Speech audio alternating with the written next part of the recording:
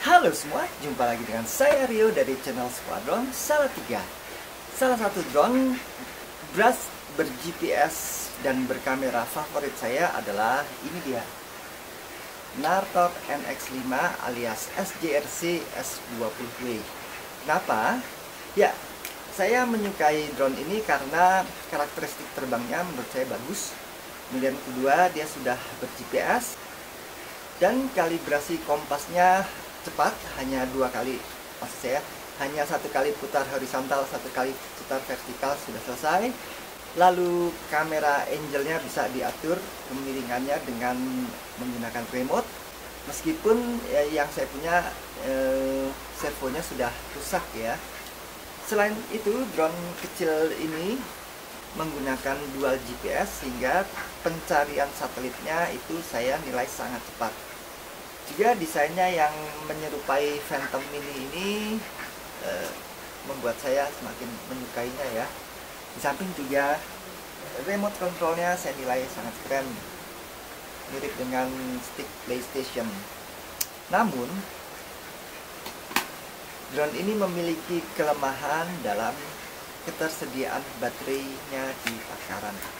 Ya, satu-satunya kekurangan drone ini yang mengganjal bagi saya adalah kelangkaan ketersediaan baterainya.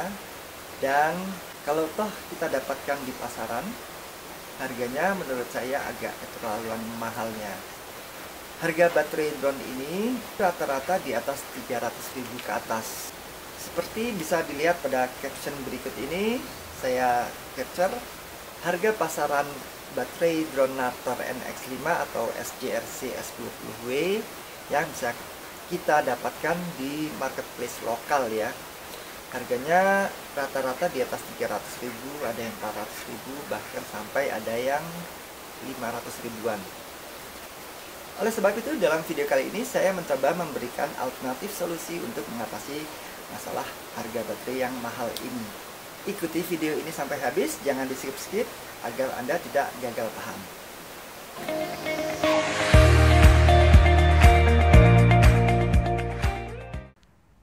Ide sederhananya, saya akan menggunakan baterai LiPo 1 sel standar yang menggunakan konektor lossy pada drone ini.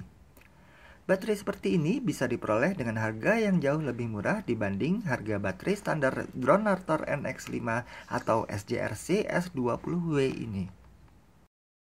Langkah pertama yang perlu kita lakukan adalah melepas kaki-kaki pendaratan terlebih dahulu. Kemudian dilanjutkan dengan melepas kameranya.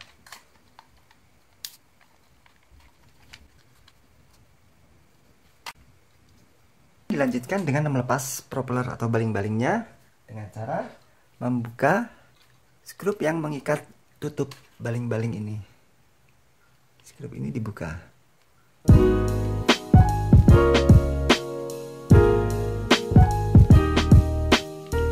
Setelah skrup terbuka, topi atau tutup baling-baling bisa kita angkat dan kita lepas, sehingga kita juga bisa melepas baling-balingnya seperti ini. Hati-hati, di sini di atasnya ada ring besi, jangan sampai hilang. Dilanjutkan dengan 3 sisa ring baling yang ada. Setelah kesemua baling-baling terlepas, kita tinggal melepaskan semua skrup-skrup yang menutup antara bodi bawah dengan bodi atas. Jumlah skrup yang harus dibuka adalah untuk satu lengan dibutuhkan 1, 2, 3, 4. Ada 4 untuk satu lengan, sehingga 4 dikali 4 ada 16, ditambah di bagian tengahnya 1, 2, 3, 4, 5, dan 6, sehingga 16 ditambah 6 adalah 22 skrup yang harus kita buka.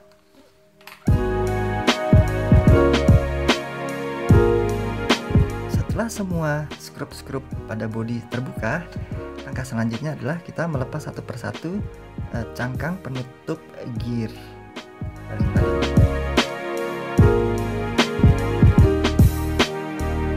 Dan kemudian kita lepas juga ini gear-gear baling-baling.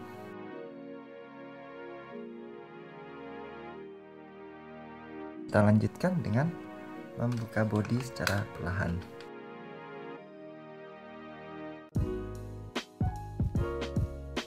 Tahap selanjutnya adalah tahap kita memasang soket losi agar kita dapat menggunakan baterai standar LiPo yang menggunakan konektor losi.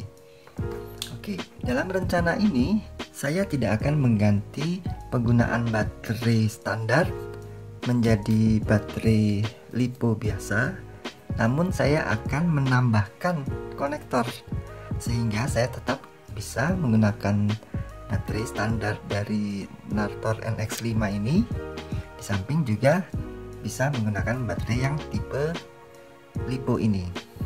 Oke.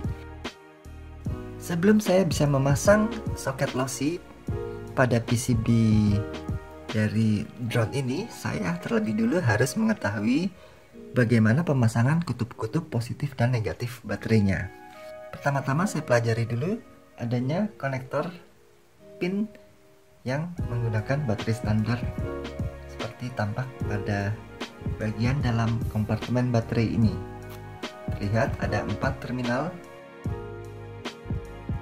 yang akan terhubung dengan titik-titik baterai di sini. Oleh sebab itu, pertama-tama kita harus tahu terlebih dulu mana-mana saja pin yang merupakan kutub positif dan mana-mana saja pin yang merupakan kutub negatif. Oleh sebab itu, kita harus terlebih dulu buka bagian yang menutupi bagian PCB di atasnya ini agar kita dapat melihat ke solderan PCB yang terkait dengan kutub-kutub negatif dan positif baterai. Oke. Untuk membuka bagian atas dari ruang baterai ini, di mana jika terdapat antena GPS yang menempel di bagian atas ini, kita terlebih dulu harus membuka sejumlah skrup, yakni ada 1 di bawah sini, kemudian 2 di bawah sini juga, dan di bagian depan 3, dan yang ini yang keempat. Kalau saya perhatikan ada 2 yang ini tidak perlu dibuka.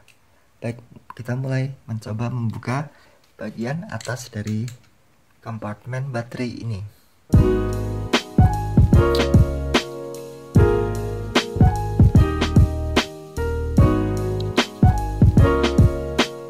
Setelah 4 skrup penutup bagian atas kompartemen baterai terlepas, kita coba angkat bagian atas ini.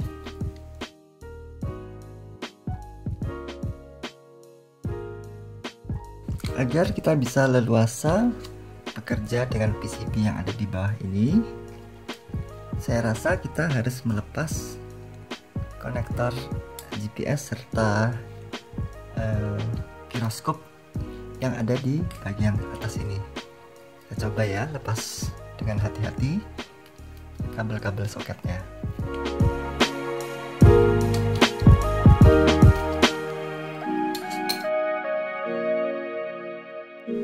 Oke, setelah terlepas di satu sisi dan kita sudah bisa mengakses PCB, maka untuk yang sisi sebelah kanan ini saya rasa kita bisa tidak perlu lepas ya. Sekarang kita akan coba lepaskan PCB-nya. Ada 2 skrup yang saya lihat. Ini harusnya ada 4. 1, 2, 3, 4. Namun yang 2 ini tidak ada. Baiklah, lepas saja yang ini.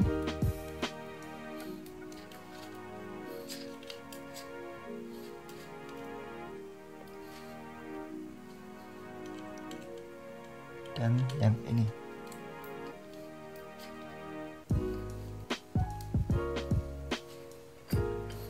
Ya.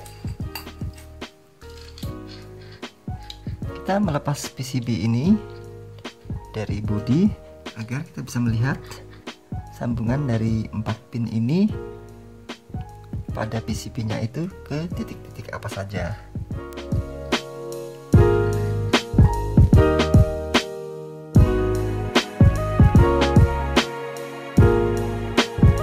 Oke.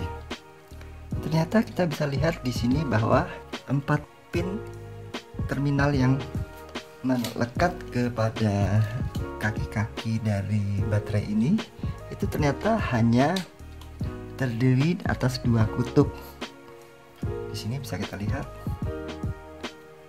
Jadi dua pin yang ini, dua pin yang sebelah kanan itu bergabung menjadi satu di titik solder ini, dan dua pin yang ada di sebelah kiri ini bergabung menjadi satu titik solder sebelah sini. Kita tinggal mengetahui manakah dari kedua titik ini yang positif dan negatif. Artinya dua pin ini dan dua pin yang ini, manakah di antara mereka yang bersifat positif dan bersifat negatif. Oke, cara untuk mengetahuinya kita tinggal mengkonekkan titik-titik pin di baterai ini ke multimeter. Jika sambungan saya ke pin benar, maka akan tertera bacaan dari voltase baterai ini. Namun jika terbalik, positif dan negatifnya, voltase yang tertera di sini akan terbaca negatif. Oke, di sini saya hubungkan probe dari multimeter ini ke kabel kecil agar dapat masuk ke dalam kisi-kisi dari baterai ini. Oke. Bacaan multimeter saya pasang ke 20 volt DC.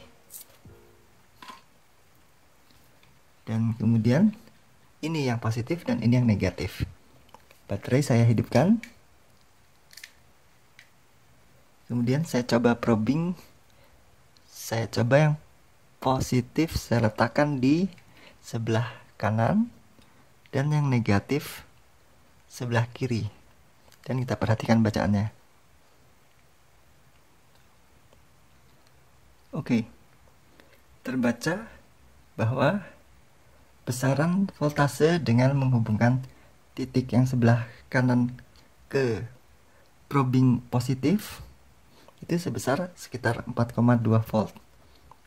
Oleh sebab itu kita sudah mengetahui bahwa dua pin sebelah kanan adalah positif dan dua pin sebelah kiri adalah negatif. Dari hasil bacaan tadi kita bisa tandai bahwa dua pin yang sebelah kanan itu adalah positif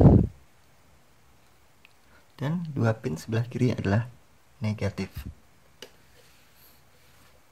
Dengan demikian, ketika baterai dimasukkan ke dalam slotnya seperti ini, maka dua pin ini merupakan positif dan dua pin yang sebelah kanan dari PCB ini adalah yang negatif. Oleh sebab itu saya akan mensolder soket lossy ini dengan konfigurasi yang merah akan saya solder ke kedua pin yang sebelah kiri, dan untuk kabel yang hitam atau negatif saya akan solderkan ke kedua pin yang sebelah kanan. Oke, kita solderkan untuk kutub positif dulu.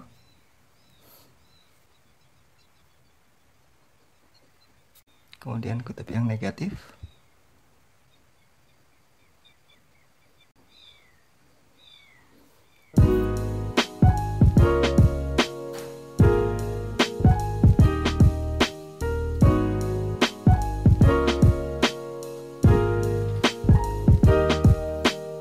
Kemudian rencana saya untuk terminal ini saya akan tempelkan di dekat pintu gerbang baterai.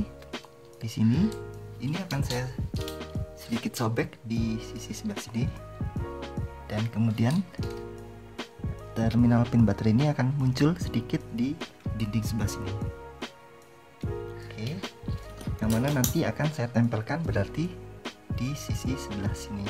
Saya akan lem menggunakan lem Korea pada dasaran kompartemen baterai ini. Seperti ini rencana saya.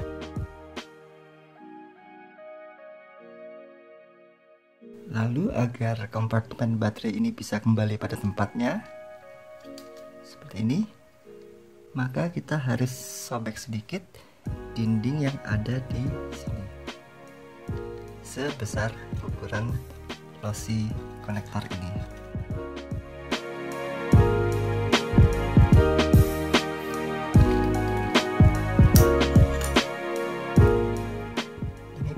plastiknya yang kita tidak gunakan, maka ini mudah-mudahan bisa masuk. Jangan lupa kabel giroskop yang tadi kita lepas, kita pasang kembali di bawah sini. Jadi seperti ini hasil akhir yang saya harapkan, sehingga nantinya untuk baterai standar tetap bisa masuk.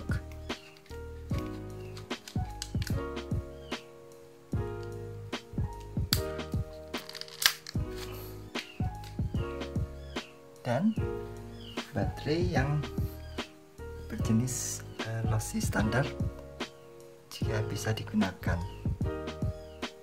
namun tidak menggunakan pintu.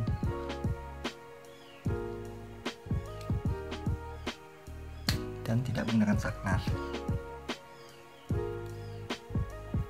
Tentunya baterainya di dalam dulu baru dipasang ya kabelnya. Oke. Kita tinggal pasang-pasang kembali semua skrup-skrupnya dan menutup cover bagian atas. Baik, kita akan mulai mencoba hasil dari modifikasi kita menggunakan port baterai lossy ya. Di sini saya sediakan beberapa baterai lossy yang saya punya. Namun pertama kali ini lossy ini udah lama ya, jadi mungkin juga kalau toh bisa terbang, flight time-nya tidak lama ya. Seperti ini malah udah kembung nih. Oke lah. Intinya adalah saya bukan mau menyaingi lama terbangnya dari defaultnya, tapi setidaknya hanya mencoba apakah konsep saya bisa diterapkan atau tidak ya. Pada intinya sih kita tinggal membeli baterai baru yang kondisinya lebih baik aja dari yang saya punya nih ya.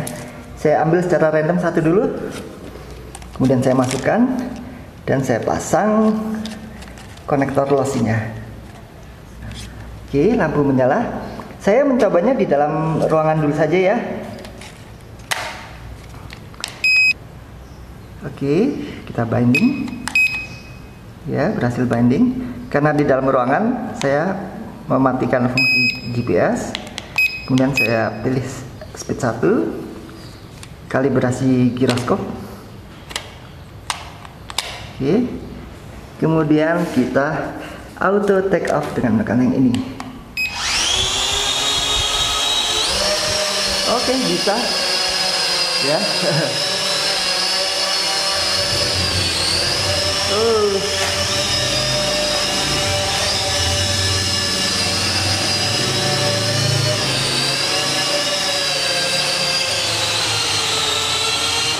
Namun dalam waktu yang relatif singkat dia sudah mengindikasi baterai low bat menurut drone ini. Dia berkelip-kelip merah begini. Coba kita biarkan sebentar.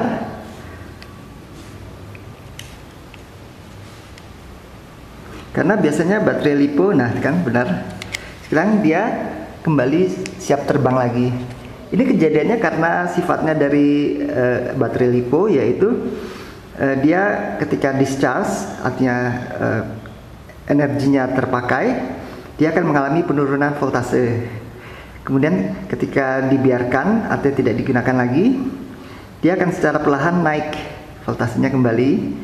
Dan oleh drone ini dideteksi bahwa voltasenya saat ini sudah kembali cukup untuk bekerja ya. Tapi ya itu karena lipo yang saya miliki ini mAh-nya kecil dan juga sudah lama ya, ini semua lipo-lipo lama ini, sehingga discharge rate sehingga dia cepat habis. Di samping juga lipo-lipo standar yang digunakan toys drone seperti ini nih biasanya discharge rate-nya rendah ya.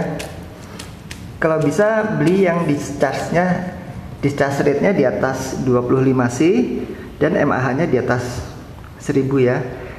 Karena standarnya drone Raptor NX5 ini dia menggunakan 1 sel dan 1000 mAh. Oke, kita coba lagi ya, naikkan lagi, auto take off.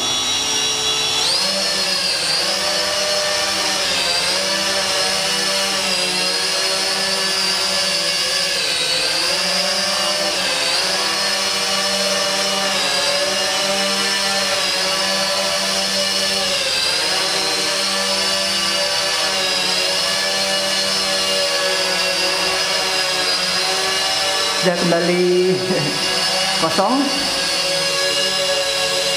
kembali merah indikatornya.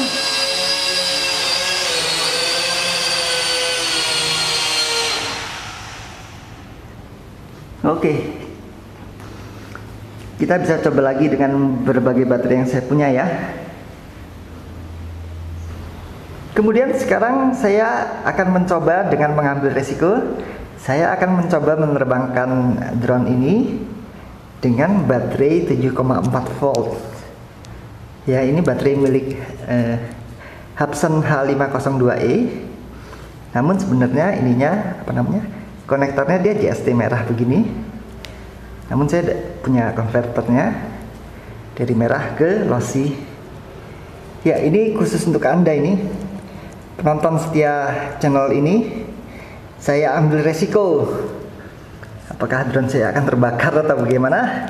Saya ingin lihat apakah atau bagaimana yang terjadi jika saya menerbangkan drone satu sel dengan baterai 2 sel ya. Bismillah, mudah-mudahan nggak apa-apa.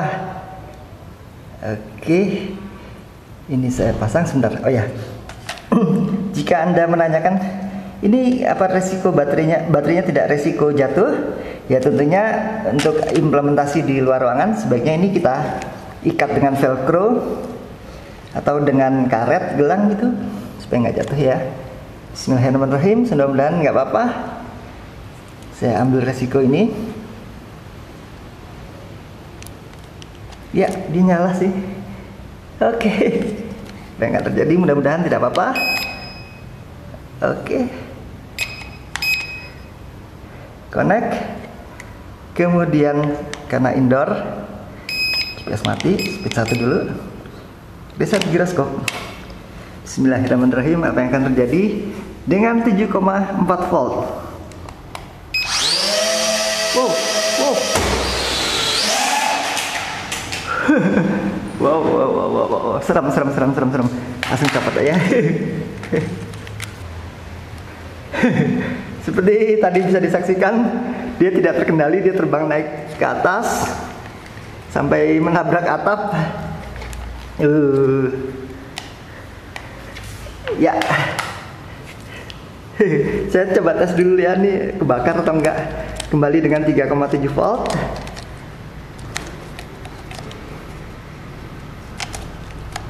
Tenaganya luar biasa begitu menggunakan 2 sel. Oke.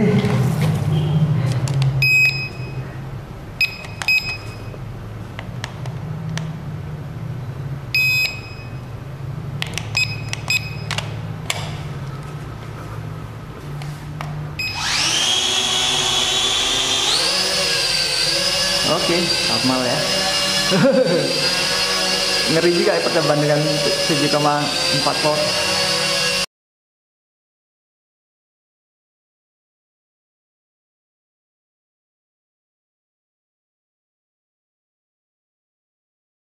Oke, intinya sih percobaan kita kali ini bisa dikatakan berhasil ya. Meskipun dengan baterai-baterai yang saya punya hasilnya tidak begitu maksimal untuk lama terbang. Ya tentunya ini tergantung dengan kondisi baterai LiPo yang kita pakai ya. Nah, ini sudah kembali merah lagi.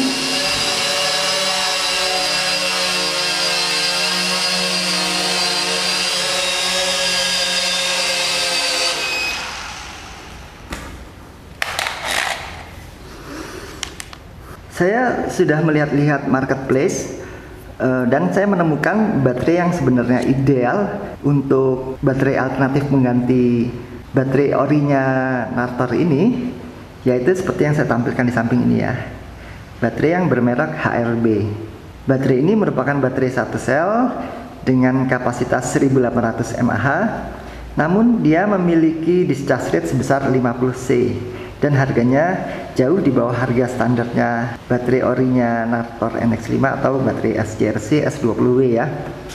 Di lain waktu kalau saya sudah membeli baterai ini, saya akan coba review ya dengan memasangnya pada drone ini. Oke, saya rasa demikian saja untuk video kita kali ini. Mudah-mudahan ada manfaatnya, terutama bagi Anda pemilik drone Nartor NX5 alias SDRC S20W dalam rangka mengatasi masalah harga baterai Nartor NX5 yang menurut saya sangat keterlaluan. Terima kasih sudah menyaksikan video ini. Sampai jumpa lagi pada video-video saya berikutnya. Saya Rio dari Salatiga, mohon pamit.